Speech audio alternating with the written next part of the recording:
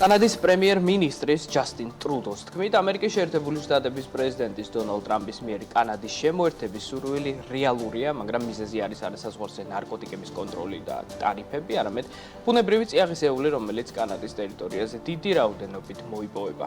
ამ თემაზე პრემიერ-მინისტრმა ბიზნესმენებთან გამართულ დახურულ შეხვედრაზე ისაუბრა, როცა ტექნიკური ხარვეზის გამო მისი ხმა დარბაზის გარეთ გაისმა, სადაც ჟურნალისტები იმყოფებოდნენ.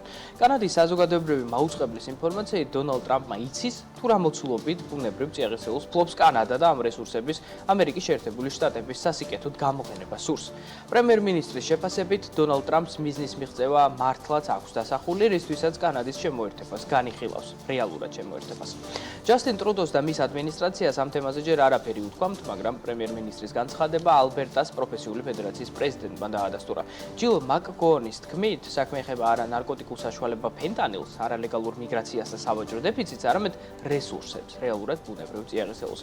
როგორც კანადის პრემიერ-მინისტრმა გასულ კვირას განაცხადა, ამერიკის მიერ გამოცხადებულ სატარიფო პოლიტიკას ქვეყანა სტრატეგიულად უნდა მიუდგეს, რადგან ეს ერთ-ერთი ყველაზე მნიშვნელოვანი მომენტია კანადის ისტორიაში.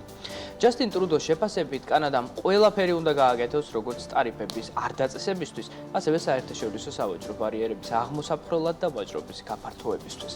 ჯასტინ ტრუდოს თქმით, ტარიფების გადავადების 30 დღიან პერიოდს კანადა საზღვარზე კონტროლის გამკაცრებისთვის გამოიყენებს, რისთვისაც 900 მილიარდი დაიხარჯება.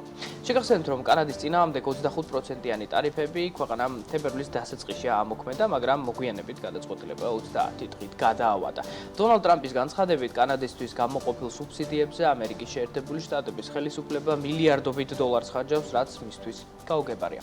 მისივე თქმით, ამერიკას არ სჭირდება არაფერი, რაც კანადას აქვს, მაგრამ თავად კანადა ამერიკის შეერთებული შტატების დახმარების გარეშე ღირებული ქვეყანა ვეღარ იქნება, ანუ ის ამერიკის 51 შტატი უნდა გახდეს და თუ ეს მოხდება, ტარიფები მოიხსნება, გადასახადები შემცირდება, ხოლო თავად ქვეყანა მეტად დაცული იქნება. ასეთია დონალდ ტრამპის სიტყვები. აქვე 2 სიტყვა ვთქვათ, თავად კანადაზე, რომლის მთლიანი შიდა პროდუქტი 2 ტრილიონ 100 მილიარდი დოლარია, ანუ ამ მაჩვენებლით ის მსოფლიოში მე-9 ადგილს იკავებს. ერთსულ მოსახლეზე გადათვლით დოლარი 55,500 დოლარის ტოლია, რაც ნიშნავს, რომ კანადელები საკმაოდ კარგად ცხოვრობენ.